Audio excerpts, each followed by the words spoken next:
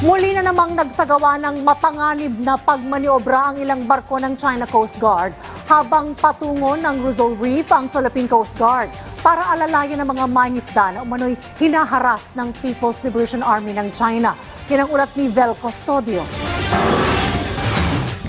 Matapos makatanggap ng report ang Philippine Coast Guard sa harassment ng People's Liberation Army o PLA Navy helicopter ng China sa mga mangingisda sa West Philippine Sea, agad na nag-deploy ng barko ang PCG kasama ang media patungong Rizal Reef.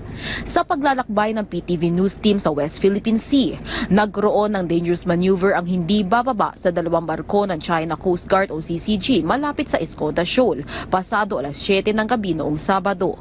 Naulit pa ang pangaharang ng barko ng China bandang alas 10 ng gabi. Nakabuntot na ang CCG sa sinasakyan naming BRP Cape Engaño sa pagpapatuloy ng aming paglalakbay. They also think na ang presensya nila dito ay lehitimong maritime law enforcement. But in reality, alam naman natin, no? In the middle of the night, you're going to cut a particular vessel. No? This is very dangerous. Maaaring magdulot ito ng banggaan at maging resulta ng isang sakuna. No? But our Philippine Coast Guard commanding officers are always professional and very competent, no, in terms of seamanship skills. Kung kaya't we were able to prevent this kind of collision with the Chinese Coast Guard. Pasado alas 6 ng umaga, December 1, nakarating kami malapit sa Iroquois o Rizal Reef, kung saan sinasabing nakuhaan na footage ang PLA Navy helicopter. Kasalukuyang nakahinto muna ang barko na aming sinasakyan ng Philippine Coast Guard dahil hinarang kami ng barko ng China sa bahaging iyon dito sa may Rizal Reef na 137 nauticals pa lamang mula sa mainland Palawan. Mahigit 18 bangka ng mangingisda ang pumalaot sa Rizal Reef. Lumapit ang mga bangka ng mga mangingisda sa BRP Melchora Aquino, pero maging ang kasama naming barko ay nilapitan din ng CCG. Dito naman kung makikita nyo sa bahaging kaliwa ng inyong screen ng Philippine Coast Guard ay hinaharang na rin ang isa pang barko ng China sa bandang kanan. Dahil sa mga nakabantay na barko ng China, halos 2 oras pang itinagal bago nakalapit sa amin ang mga mangingisda. Sobra po naman. Kagaya nakaraan, ma'am, yung pagpasok pa lang namin dito sa area na ito, hinaharang na kami agad. Madalas po ba yun? Naharang kayo? Madalas. Lalo na pag nagkapunta rin kami, nagalipat kami ng iba-ibang namin, makuha namin ng isda. Yun din. Hinaharas din kami po. Tapos ginababaan pa kami ng mga ng rep nila.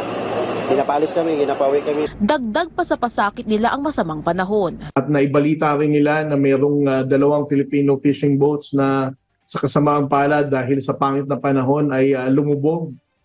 But all of the crew were rescued by other Filipino fishing boats. So wala namang nasawi or nawala. It is also very disappointing, no? At nakakalungkot talaga na inilahad din ng ating mga mangingisdang Pilipino na despite of the presence of China Coast Guard Vessel 5205 at ang nagmo-monitor ng mga PLA Navy, the mere fact na nakapagpalipad sila ng aircraft dito ay namomonitor naman nila mga mangingisdang Pilipino. At nung mga panahon na lumulubog itong 2 bangka ng ating mga kababayang Pilipino ay hindi sila nag-offer ng kahit na anumang assistance, no?